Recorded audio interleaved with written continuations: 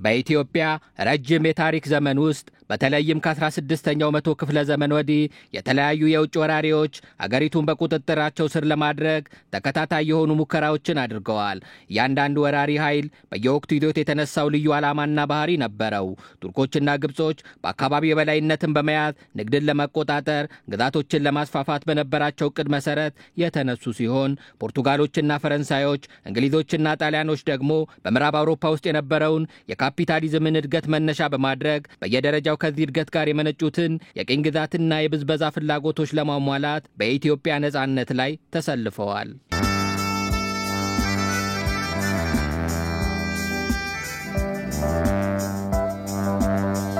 ኢትዮጵያን ቀኝ አድርገው ለመያዝ ብዙ አገሮች ሙከራ አድርገው ሳይሳካላቸው እንደቀረ ያለፈው የነጻነት ትግላችን ይመሰክራል።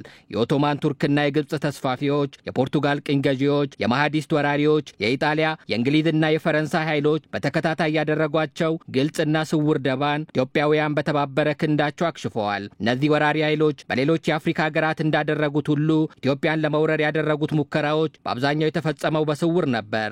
ሚስዮናውያንና ቆንስላዎችን አስቀድመው በመላክ ቦታውን ካስጠኑ በኋላ ወታደሮችን በመላክ የሚያደርጉት የወረራ ሙከራ ነው።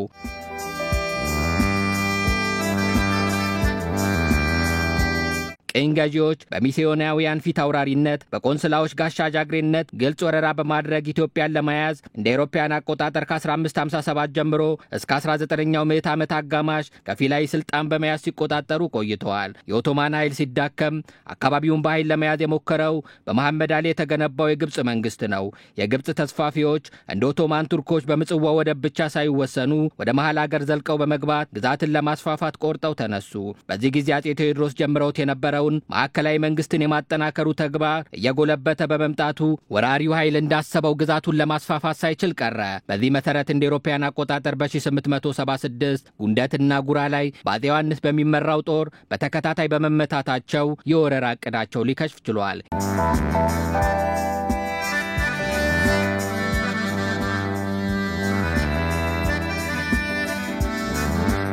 ኢጣሊያ የአፍሪካ ቀንድን መርገጥ የጀመረችው የንግድ እንቅስቃሴ ለማድረግ በሚል እሳቤ ነው። የስዊዝ ካናል እንደ አውሮፓውያን አቆጣጠር በ1869 መከፈትን ተከትሎ የኢጣሊያ የመርከብ ኩባንያ ሮባቲኖ የአሰብን ወደብ በሊዝ ከራሂታው ሱልጣን ለመርከቦች ማረፊያነት በሚል ይከራየዋል። ሮባቲኖ በአካባቢው የሚካሄደውን የባሪያ ንግድና የጦር መሳሪያ ዝውውር በመቆጣጠር ገንዘብ ለማግኘት አስቦ ነው።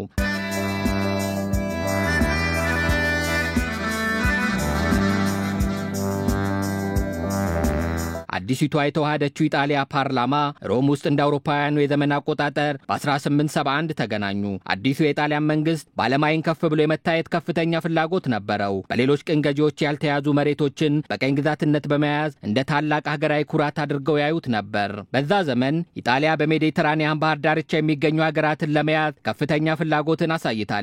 ቱኒዚያና ግብጽን ከ1881 እስከ 1882 ለመያዝ ሞክራ አልተሳካላትም።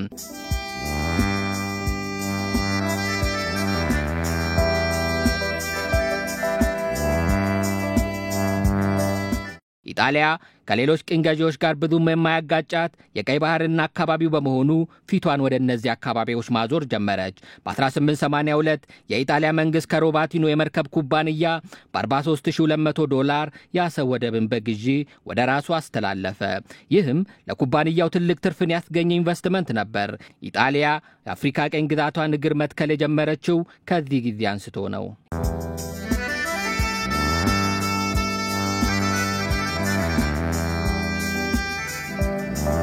ኢጣሊያ በቀይ ባህር በኢትዮጵያ መሬት አሰብ ላይ የፈጸመችው የወረራ ድርጊት ትልቅ የልብ እንዲሰማት አድርጓታል። በዚህ ስሜት ውስጥ ሳለች ነበር ከ1884 እስከ 1885 በጀርመን በርሊን በተካሄደው የበርሊን ኮንፈረንስ ላይ የተሳተፈችው።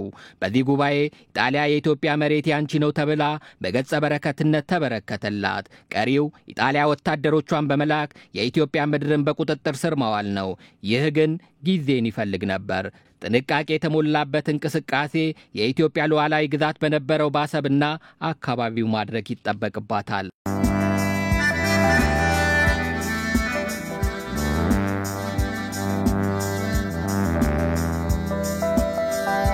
ኢጣሊያ አግባብ ባልሆነ መልኩ ያዘችውን የኢትዮጵያን የአሰብ ወደብ ደህንነት ለመጠበቅ በወደቡ ዙሪያ የሚገኙ አካባቢዎች ላይ መንቀሳቀስ ጀመረች።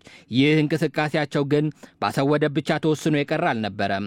በዛ ዘመን በእንግሊዝ ይሁንታ ምጽዋን ግብፃውያን ያስተዳድሩ ነበር። ኋላም የማህዲስቶች እንቅስቃሴ ያስፈራው የግብፅ ጦር ምጽዋን ለቆ ሲወጣ በግብፅ እግር ኢጣሊያ ተተካች። የወቅቱ የኢትዮጵያ ንጉሠ ነገሥት የነበሩት አፄ ዮሐንስ በእርስ በርስ ግጭት ተጠምደው የነበረ ሲሆን ከዚህ በተጨማሪም ከድርቡሾች ጋር ተደጋጋሚ ጦርነትን ያካሂዱ ነበር። ጠረፋማ ግዛቶችን ያለ ጠንካራ መከላከል በቀላሉ መያዝ የተበረታቱት ኢጣሊያውያን በ1880ዎቹ የኢትዮጵያ ግዛት በሆነችው ኤርትራ የሚገኙ መሬቶች ውስጥ ዘልቀው መግባት ጀመሩ። የኢጣሊያ መንግስት በአካባቢው ከንግድ አገኘዋለሁ ብሎ የሚያስበው ገቢና አካባቢውን ከመቆጣጠር የሚያገኘው ልዕልና እጅጉን የተጋነነ ነው። የኢትዮጵያውያን ጠንካራ ተዋጊነትና በ1870ዎቹ ከግብጾች ጋር ከማህዲስቶች ጋር ደግሞ በ1880ዎቹ ያደረጉት ፍልሚያ ከግምት ውስጥ ያስገቡ አይመስሉም።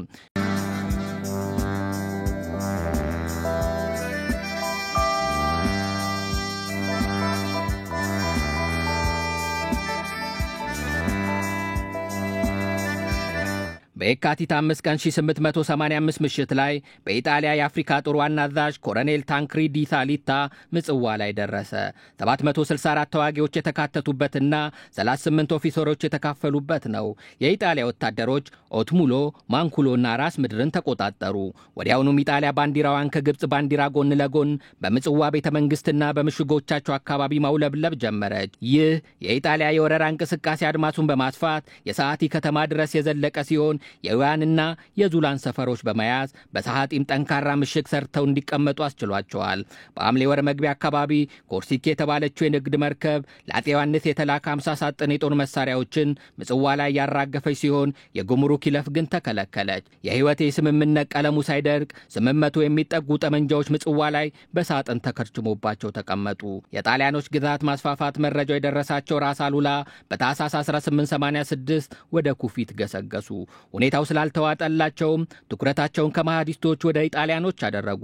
በፍጥነትም በመገስገስ ካድዋ በመነሳት በጥር ወር 1886 አስመራ ደረሱ። ወዲያውኑም የተቃውሞ ደብዳቤያቸውን ለእንግሊዙ መልእክተኛ ሜሰን ጻፉ። ከ3 ወር በኋላ በ1883 አፄ ዮሐንስ የስምምነቱን መጣስ በመቃወም የቁጣ ደብዳቤያቸውን አሰፈሩ። እኔ ስምምነቱን እያከበርኩ ነው፣ እኔ አላፈረስኩም፣ ስምምነትን ማፍረስ ውርደት ነው በማለት ቅሬታቸውን ገልጸዋል። ራስ አሉላ በኢጣሊያ ግስጋሴ በመበሳጨት ወደ አስመራ በመመለስ ለጀነራል ካርሎ ጃኒም ደብዳቤ ጻፉለት። የታሪክ ጸሐፊው አቶ ተክለ ጻዲቅ ሞክሪያ አፄ ዮሐንስና ኢትዮጵያ አንድነት በሚለው መጽሐፋቸው ደብዳቤውንና የጦርነት ውሎውን ዘግበውታል። ራስ አሉላ ጀነራሉን ያስጠነቀቁበት ደብዳቤ ውስጥ የሚከተለው ይገኝበታል። እንግዲህ ወዳጅ ከሆነን ጦር ሰራዊቱን ከወያ አስነሱ። ነጋዴው ከአደገዴ ሀባብ በኩል መሆኑ ቀርቶ ለመሸጥም ለመግዛትም ከጊንዲያ በኩል ይመላለስ። ውያ ያለው ጦሮ እስከ ጥር 13 ቀን ድረስ ይልቀቅ። ዙላ ያለው ወታደሮ ካንዶር በኋላ ይውጡ። ወዳጅነት ከፈለጉ ይህ መፈጸም አለበት። ያለዚያ ግን ወዳጅነት መቅረቱን ይወቁት። ሁኔታው ተካርሞን በአካባቢው ላይ ከፍተኛ ውጥረትን አስከተለ። ራይመንድ ጆንስ ዘ ባትል ኦፍ አድዋ በተሰኘው መጽሐፉ ላይ በዛች ዕለት ምን እንደተፈጠረ እንዳስቀመጠው ከሆነ ኮሎኔል ክርስቶፎር ትዕዛዙ ከሰዓት በኋላ እንደደረሰው ሌሊቱን ጭምር ሲዘጋጅ አድሮ ሲነጋ 540 የነጭ 50 የአገር ተወላጅ ወታደር ሁሉም በደንብ የታጠቁ 10 የሚሆኑ መድፎች ከሙንኩሎ ተነስተው ከጠዋቱ 2 ሰዓት ተኩል ዶጋሌ አጠገብ ደረሱ። ራስ አሉላ ወታደሮቻቸውን ግራና ቀኝ ስፍራ ሲይዘው ይጠባበቁ ነበር። በቅርብ የመጣውም ቀደም ብሎ የነበረውም የነጭ ወታደር ወደፊት ሲገሰግስ ሳለ ሳያስበው ከራስ አሉላ ጦር የሩምታ ተኩስ ላይ ወደቀ። ኮሎኔል ክርስቶፎር ወታደሩ በቶሎ የመከላከያ ስፍራ እየፈለገ በመያዝ እንዲመክት ለየሹማምንቱ ትዕዛዝ ወዲያውኑ ሰጥቶ ወታደር ከወታደር እየተታኮሰ ውጊያው በተጋገለበት ሰዓት እርዳታ እንዲደርስለት ወደ ካርሎ ጄኖ በጥድፊያ መልእክት ላከ። ዳሩ ግን ተኩሱ በሚጋጋልበት ሰዓት ኢትዮጵያውያኑ እያደር ዙሪያውን እንደ ቀለበት ከበው ጠላቶቻቸው መውጫ መግቢያ አሳጧቸው። ጣሊያኖችን በያሉበት መከባባቸውን ሲያውቁት ጠንክረው ይዋጉ ጀመር። ነገር ግን ከያዙት የጦር መሳሪያ ግማሹ በተለይ መድፉና መትረየሱ ከግብጾች በውርሲውን በግዢ ያገኙት አሮጌ መሳሪያ ስለነበረ በመከላከሉ ሂደት አልሰራ ያላስቸገረ ጥይቱም አለቀባቸው። ወደ ጄኔ የተላከው መልእክተኛ ጣሊያኖቹ አደገኛ ሁኔታ ላይ መገኘታቸውን አስረድቶ በ4 እና በ5 ሰዓት መካከል ደርሶ እርዳታው ተዘጋጅቶ ከመላኩ በፊት ራስ አሉላና ወታደሮቻቸው ከወደ ወዲህ የድል አድራጊነት ስራቸውን አከናውነው ጨረሱ። ውጊያውም ያለቀው በመጨረሻ ላይ በጨበጣ ጦርነት ነበር። በውጊያው ላይ ዋናው አዝማች ኮሎኔል ቶማስ ዲ ክርስቶፎርስ ከ22 የጦር መኮንኖች ጋር በጦር ሜዳ ላይ እየተዋጋ ወደቀ። ከመሞቱም በፊት ሻምላውን በቀኝ እጁ ይዞ ጣሊያን ሕያው ትሁን ወደፊት ቅደም በለው እያለ በመጮህ የጀግንነት ሙያ ለማሳየት ሞክሮ እንደነበር በቁስለኞቹ አንደበት የተነገረው በኋለኛውም ጊዜ በወገኖቹ በጣሊያኖቹ ዘንድ የመደነቅ ታሪክን አግኝቷል። በውጊያው ላይ ራሱ ኮሎኔል ዲ ክርስቶፎርስ ከ22 የጦር መኮንኖች ጋር ሲወድቅ 418 ወታደሮች ሞተዋል። ከነዚህም ውስጥ ቆስለው ወደ ምጽዋ እንደርሳለን ብለው በሌሊት ጉዞ እያቃሰቱ በመንገድ የሞቱ ምጽዋ ደርሰው ነፍሳቸውንም ያተረፉ ይገኛሉ። አንዳንዶቹ ምጽዋ ሆስፒታል እንደተገኙ ለየዘመዶቻቸው በጻፉት ላይ ሹማምንቶቻችን ያለምንም ጥናትና ድርጅት ከጦርነት ላይ አጋፍጠውን ጣሊያን ሕያው ትሁን ወደፊት ግፉ ብለው በመጨረሻ እኛን ጥለው እነሱ ሸሹ የሚል ሮሮ ያቀርቡ ነበር። ከተረፉት የጦር መኮንኖች መካከል ካፒቱኑ ሚሽለኒ የሚባለው የመድፈኛ የጦር መኮንን እንደቆሰለ ሳይሞት የሞተ በመምሰል ከሬሳ ጋር ድምጹን አጥፍቶ ውሎ ሲጨልምና ጸጥ ሲል ከጥቂት ጓደኞቹ ጋር በሌሊት የችግር ጉዞ ተጉዞ ምጽዋ ከገባ በኋላ እንደቀሩት ቁስለኞች በራስ ሙደር ሆስፒታል ታክሞ ድኖ ወደ አገሩ በሕይወት ለመመለስ ችሏል። ተክለ ጻዲቅ መኩሪያ እንደገለጹት በኢትዮጵያ የጦርነት ዝክረ ታሪክን በሚገባ በመዘገብ ይዞ ለትውልድ ማቆየትም ብዛም ስላልተለመደ በዶጋሊ ጦርነት ከኢትዮጵያ ወገን የሞቱትንም የቆሰሉትንም የሹማምንቱም የወታደሩም ቁጥር በትክክል አይታወቅም። ደልቦካ በመጽሐፉ ከራስ አሉላ ወገን የሞተውን የቆሰለውም እስከ 1000 መድረሱን ያመለክታል። ስለዚህ ጀነራል ካርሎ ጄኒ የራስ አሉላን ከነጦራቸው ወደ አስመራ መመለሳቸውን ከሰላዮቹ ካረጋገጠ በኋላ ድንጋጤው በርዶ ወደ ዶጋሊ ሰው ልኮ የሞቱትን የወገኖቹን ሬሳ በሰላምና በጸጥታ ያስለቅም ጀመር። ፌሪኒ ኢቶቪዮ የሚባለው የ50 አለቃ ወደ ጣሊያን አገር ለወንድሙ ለሉዊጂ ከምጽዋ የጻፈው ደብዳቤ አፄ ዮሐንስና የኢትዮጵያ አንድነት በሚለው መጽሐፍ ላይ እንደሚከተለው ሰፍሮ እናገኘዋለን። ውድ ወንድሜ ከጦርነቱ ወዲህ በሶስተኛው ቀን ባለቆቼ ትእዛዝ ጦርነቱ ወደ ተደረገበት ቦታ የጀግናውን የአገራችንን ተወላጅ የሌተናል ኮሎኔል ቶማስ ደ ክርስቶፎርስንና ከእርሱ ጋር የወደቁትን ሬሳ ለማምጣት ሄድን። እንዴት ያለ አስቀያሚ ትርኢት ነው! 3 ጉብታዎች ራቁታቸውን በሆኑና ገና በሚደሙ ሬሳዎች ተሸፍነዋል። አሞራ ምንም ያህል አልጎዳቸውም። ውሎ በማደር ሬሳዎቹ ተቋቁረዋል። ከጥቂት ፍለጋ በኋላ የኮሎኔል ክርስቶፎርስን ሬሳ አገኘንና በድንኳን ጨርቅ ጠቅልለን በግመል አጉዘን ወደ ምንኮሎ ስንደርስ የክብር አቀባበል ተደረገለት። በካቶሊኮቹ መቃብር ተቀበረ። በዶጋሊው ጦርነት የራስ አሉላ የጉብዙና ወሬ በመላው ኢትዮጵያ ተሰራጭቷል። በጣሊያን ጋዜጦችና የታሪክ ጸሐፊዎችም ዘንድ ስማቸው በተደጋጋሚ በጀግንነት ተጠቅሷል። ስለ ራስ አሉላ ከዶጋሊ ጦርነት ወዲህ በየጊዜው እንዲህ እየተባለም ተገጥሞላቸዋል። መብቱን ዮሐንስ ላሉላ ቢሰጠው እንደ ቀተር እሳት ቱርክን ገላመጠው። ጣሊያንም ወደቀ እያንቀጠቀጠው አጭዶ ከምሮ እንደ ገብስ አሰጣው። አሉላ አባነጋ ከአስመራ ቢነሳ እንዳንበሳ ሆኖ እሳት እያገሳ የችግር ምስጋና ባይወሳ ቢቸግረው ጣሊያን ያለ ፎርሳ ጣሊያን በሀገርህ አልሰማህም ወሬ የበዝብዝ አሽከሮች እንሞታይ ፈሬ ዘለው ጉብ ይላሉ እንደ ጎፈራ ወሬ። አሉላ አባነጋ የደጋ ላይ ኮሶ በጥላው ያደክማል እንኳንስ ተቀምሶ ጣሊያን ሳህጤ ላይ እግሩን ቢዘረጋ በብረት ምጣዱ በሳህጤ ያደጋ አንገርግቦ ቆላው አሉላ አባነጋ። ተው ተመከር ጣሊያን ይሻላል ምክር ሳህጤ ላይ ሆነህ መሬት ብትቆፍር ኋላ ይሆናል አንተው መቃብር።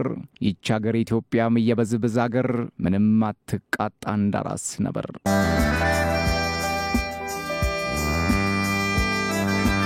ከጦርነቱ በኋላ ጀነራል ጊኒ በጥር 26 በምሽት ወታደሮቹን ከዊያ ዘይላ አራፋይ ሊያስወጡ በጥር 27 ቀን በሰዓት ያለው የኢጣሊያ ጦር ወደ ሞንኮሎ እንዲያፈገፍግ ተደረገ። የኢጣሊያ መንግስት የካቲት 17 በአፍሪካ የሚገኘው ጦሯ ለጦርነት ዝግጁ እንዲሆን አዘዘች። ጀነራል ጊኒ በዚህ ወቅት ዝምታን ነበር የመረጠው። እንዲያውም በራስ አሉላ በምርኮኝነት የተያዙትን ምርኮኞች ለማስለቀቅ በድርድር ላይ ነበር። ራስ አሉላ ምጽዋ ላይ ሳጥን ተከርችሞባቸው የተቀመጡ ንብረታቸው የኢትዮጵያ የሆኑ የጦር መሳሪያዎች እንዲለቀቁ የጠየቁ ሲሆን ጌኒ ይህንን በመቀበል የተያዙትን መሳሪያዎች በሙሉ እንዲለቀቁ ያደረገ ሲሆን በምላሹ ራስ አሉላ በመጀመሪያ 4 ምርኮኞች ለቀቁ። 5ኛው ደግሞ ኋላ ላይ ሊለቀቅ ችሏል። የኢጣሊያ መንግስት ግን በዚህ ስምምነት ደስተኛ አልነበረም። የጦር መሳሪያን ለጠላት እንደመስጠት ተደርጎ ስለተቆጠረ ገኒ ከስልጣኑ እንዲወገድ ሆነ። በምትኩም ሳሊታ ተተካ። ሳሊታ ግንቦት ወር 1887 ምጽዋ ሲደርስ በከተማዋ የአስቸኳይ ጊዜ አዋጅን ነበር ያወጀው። ከቀይ ባህር ወደ የብስ አካባቢዎች የሚደረጉ ማንኛውም እንቅስቃሴዎች በሙሉ እንዲዘጋ ትዕዛዝን አስተላለፈ። የዶጋሊው ሽንፈት የኢጣሊያ አሳፋሪ ሽንፈት ሆነ። በብዙዎች ኢጣሊያውያን ዘንድም እንደ ብሔራዊ ውርደት ተቆጠረ። ሽንፈቱ የኢጣሊያን ታላቅነት ገደል የከተተ ነው። የኢጣሊያ ፓርላማ የካቲት 4 ባደረገው ስብሰባ 5 ሚሊዮን ሊሬ አዲስ ለሚመለመሉ ሰራዊት የሚውል ገንዘብ መደበ። የዶጋሊ ድል ለአንደበተ ርቱ ብሔርተኛው ክሪስፒ የኔ ለሚላት ኢጣሊያ ጠንካራ ቅኝ ገዢ ትሆናለች ለሚላት ኢጣሊያ አንገት የሚያስደፋ ነው። ክሪስፒ ከዶጋሊው ሽንፈት በኋላ ለጀርመኑ ቻንስለር ኦቶ ቫን ቤስማርክ በላከው መልእክት ጣሊያን እንዲህ ተዋርዳ እጃችንን አጣጥፈን አንቀመጥም፣ ኢትዮጵያውያንን እንበቀላለን ሲል ነበር መልእክቱን የላከው። ቢስማርክን በምላሹ ኢጣሊያ በባዶ ተስፋ የተሞላች ነው ሲል አሹፎበታል። ጣሊያን ውስጥ ድንጋጤውን ተከትሎ ንግግሮች ተደረጉ። ሮም ውስጥ ሟቾቹን የኢጣሊያ ወታደሮች ለመዘከር ሐውልት ይሰራ የሚሉ ጥሪዎች ነበሩ። የከተማይቱ የመሃል ክፍል ለሐውልቱ መቆሚያ ተመረጠ። ፒያዛ ዲ ቺኩዌቼንቶ ሰኔ 5 ቀን ተመረቀ። ጣሊያኖችም ወታደሮቻቸውን አዲዮ ሚያ ቤላ አዲዮ በማለት አሰቧቸው። ኢጣሊያ የዶጋሊን እልቂት የመስፋፋት ጥያቄዋን ማጠናከሪያ አድርጋም ልትጠቀምበት ሞክራለች። ከዶጋሊ በኋላ ኢጣሊያኖች ቆም ብለው ራሳቸውን እንደገና ለመፈተሽ ሞክረዋል። ተንኮልን ያዘለ ዲፕሎማሲ አካሄድን በመከተል የእንግሊዞችን ከፋፍለህ ግዛ የተሰኘውን የኮሎኒያል ፖሊሲን ለመከተልም ጥረት አድርገዋል። ለዚህም ማሳያ የሚሆነው በወቅቱ ከአፄ ዮሐንስ ጋር ቅራኔ ለነበራቸው ለትግራዩ ራስ መንገሻ የጦር መሳሪያዎችን በስጦታነት ያበረክቱ ነበር። በዛ ዘመን የሸዋው ንጉሥ ከነበሩት ዳግማዊ አፄ ምኒልክ ጋርም ለመቀራረብ ሞክረዋል። አፄ ዮሐንስ በመጋቢት 1889 መተማ ላይ ከማህዲስቶች ጋር ሲዋጉ ከወደቁ በኋላ ይህንን አጋጣሚ በመጠቀም ኢጣሊያኖች በድርድር ሰበብ ወደ ኢትዮጵያ መግባት ጀመሩ። በተለይም አንቀጽ 17 የሚሰኘውን አወዛጋቢ አንቀጽ መሰረዝን ተከትሎ ኢጣሊያ ግልጽ የሆነ ወረራን በኢትዮጵያ ላይ መፈጸም ጀመረች። ይህ ሁኔታ እየተባባሰ በመምጣቱ እንደ አውሮፓውያን አቆጣጠር በ1890ዎቹ መጀመሪያ ጣሊያኖች የመረብን ወንዝ በመሻገር ከአድዋ እስከ አክሱም ድረስ በመምጣት አንዳንድ የትንኮሳ እርምጃዎችን ፈጽመው ወደ አስመራ ተመለሱ። እንደዚህ አይነቱ እርምጃዎችንም በራስ መንገሻ ጦር ላይ ሲፈጽሙም ነበር። ራስ መንገሻ ይህንን የኢጣሊያ ጥቃት ለመመከት ከፍተኛ ተጋድሎን አድርገዋል። በተለይም ከኢጣሊያኖች ጋር በኮቲትና በሰንአፈ ከጥር 13 እስከ 15 ቀን 1895 እንዲሁም ከጥቅምት 7 እስከ 9 ደብረ ሂላና እንደርታ ላይ ያካሄዱ ትንቅንቅ አይረሴ ነው። በእነዚህ ጦርነቶች ደጃዝማች ተድላይባ፣ ደጃዝማች አራያ፣ ደጃዝማች ግዛው ኃይለማርያም፣ ቀኛዝማች ተፈሪ አራያ በጦርነቱ ሕይወታቸውን አጥተዋል። የኢጣሊያ ጦር ግስጋሴም እስከ አምባላጌ ድረስም ሊዘልቅ ችሏል። ይህ ድርጊት ያበሳጫቸው ዳግማዊ አፄ ምኒልክ አዲስ አበባ ላይ ክተት አውጀው ወደ ወረኢሉ ገሰገሱ። የቋያው እሳትም አድዋ ላይ ነደደ።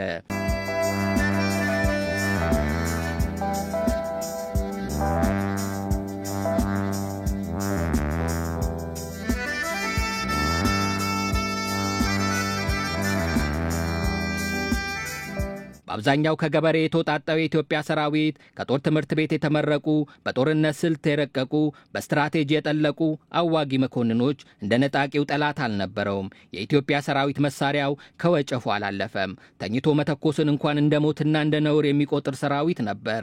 እንደ ኃይል አድርጎ የታጠቀው አንድነቱና ነጻነቱ ነው። ከዚህ ዓላማው መሪና ሰራዊቱ ህዝቡና መኳንንቱ ወደ ኋላ አላፈገፈገም። በጠላቱ ፊት ፍንክች አላለም። እንደ እሳት ራት በጠላት ላይ የተማገደበት ጋሻ ጦርና ጎራዴ ይዞ በአካል ጭምር ያረርን ኃይል የመከተበት ጦርነት ነበር ታላቁ የአድዋ ጦርነት።